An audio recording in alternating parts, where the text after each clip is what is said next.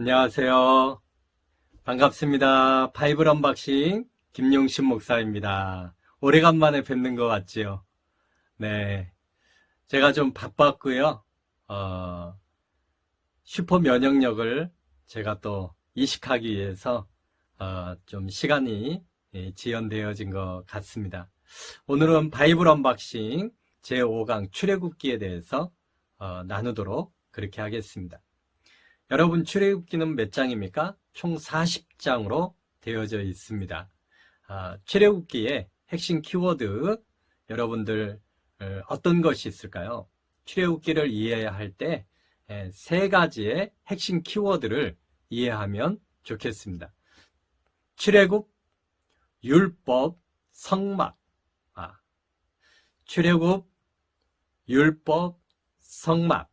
요 세 가지의 핵심 키워드를 잘 기억하면 출애굽기에 대해서 잘 이해할 수가 있습니다.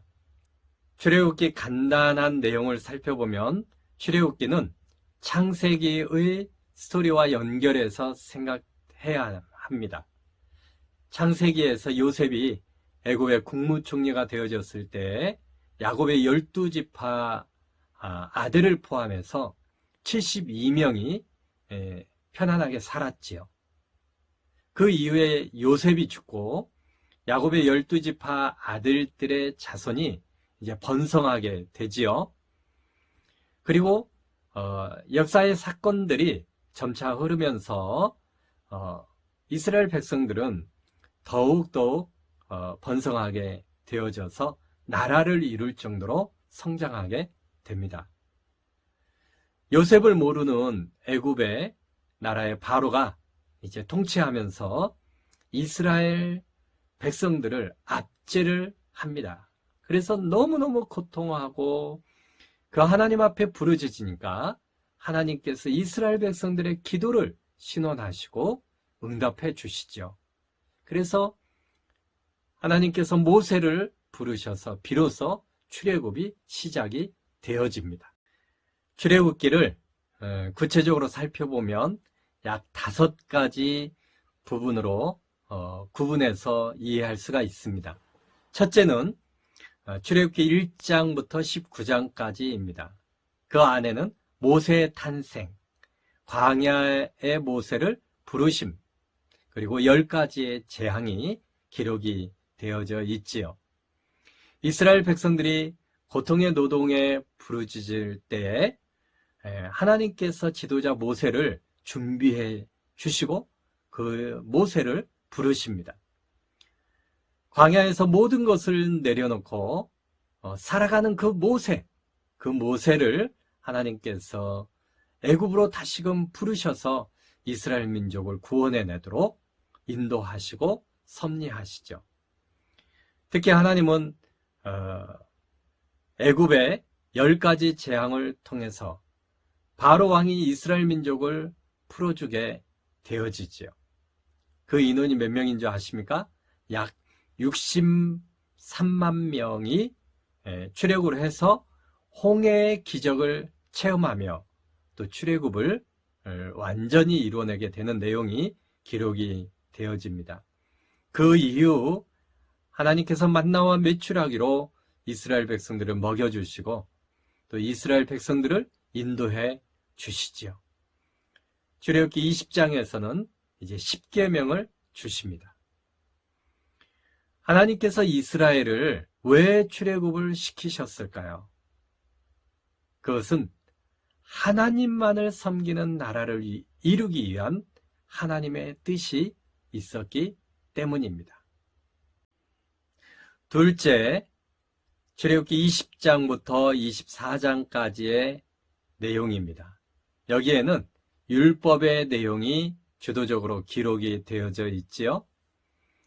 출애굽을 하여서 하나님을 섬기는 이스라엘에게 과연 무엇이 필요했을까요?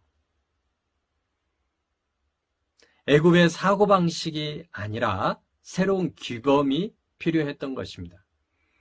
그래서 10계명, 하나님께 제사할 때 어떻게 제사할 것인가, 또 이웃과의 관계, 공평에 대해서 말씀해 주셨습니다.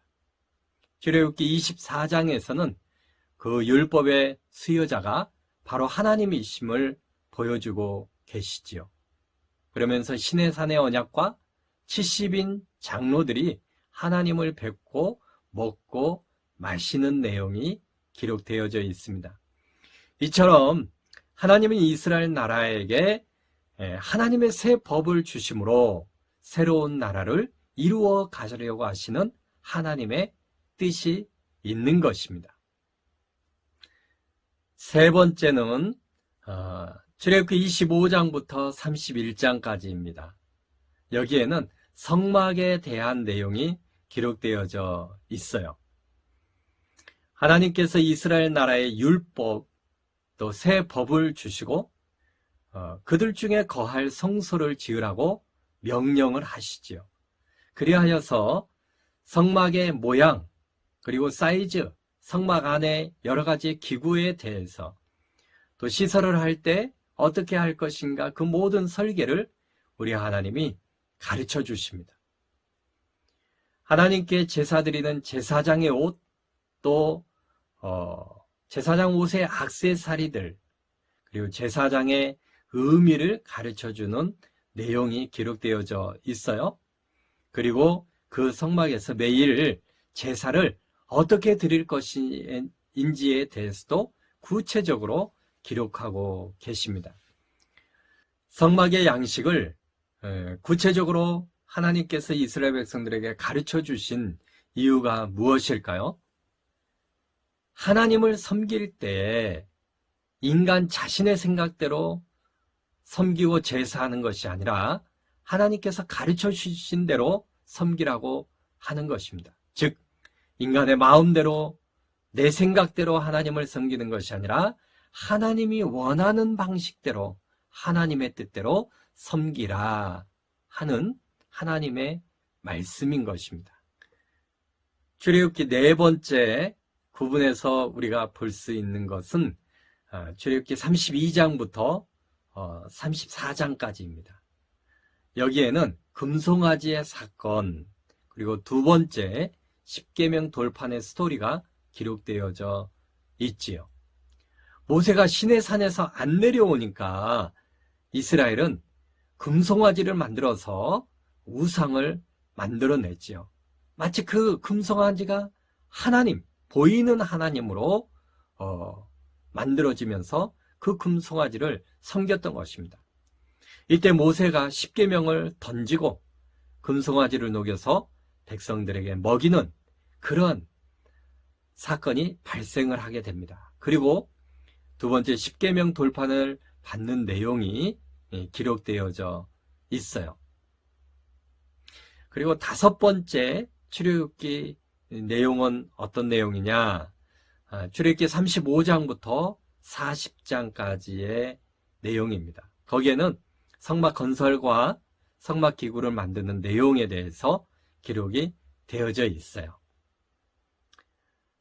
이 내용은 출애굽기 25장부터 31장까지에 걸쳐서 하나님께서 성막을 지으라고 명령을 하시는데 그 성막을 하나님이 원하시는 대로, 명령하신 대로 잘 건축하는 내용이 출애굽기 35장부터 40장까지 기록이 되어져 있어요. 그래서 여기에는 성막 봉헌 드리는 그런 내용이 기록되어져 있습니다. 우리는 출애굽기를 읽으면서 자연스러운 질문 두 가지가 있어요. 그게 뭐냐면, 하나님은 왜 이스라엘 백성들을 출애굽시켰을까? 그리고 그들에게 하나님의 율법을 주시고 성막을 짓도록 명령하신 이유가 과연 무엇인가 하는 것을 우리는 자연스럽게 질문을 할 수 있습니다. 그 이유는 우리가 단 하나입니다. 하나님이 원하시는 나라, 하나님만을 섬기는 나라를 만들기 위해서 하나님 출애굽을 해 주셨다는 것이에요. 그리고 하나님과 소통하고 하나님과 만남의 장소를 성막으로 정하셨다는 것이에요. 그러므로 구원받은 그리스도인은 어떻게 살아야 할까요? 내 마음대로가 아니라 하나님의 말씀대로 살아야 된다. 그리고 이스라엘 백성들이 성막을 중심으로 모이고 그렇게 삶을 살아갔던 것처럼 우리 현대인들도 교회 안에서 살아가야 되고 예배하며 살아가야 된다는 것을 가르쳐주고 있는 것이죠. 출애굽기는 우리에게 이러한 내용들을 가르쳐주고 있어요. 그래서 출애굽기의 메시지는 출애굽기 그 시대에만 끝나는 것이 아니라 오늘날 예수 그리스도를 믿는 우리 현대인들에게도 말씀해 주시고 가르쳐 주고 있습니다. 무엇을요? 교회 중심, 또 예배 중심, 또 하나님 중심으로 살아야 된다라고 하는 것을 이미 하나님은 출애굽기에서 말씀을 해주고 계셔요. 그리고 그렇게 그리스도인들은 살아가야 된다는 것을 가르쳐주고 있습니다. 출애굽기의 성막의 구체적인 삶은 레위기에서 가르쳐주게 되지요. 여러분들 바이블 언박싱 6강 레위기를 기대해 주시기 바랍니다. 네, 출애굽기에 대해서 이상으로 마치도록 하겠습니다. 여러분들 건강하시고 행복하세요. 반갑습니다.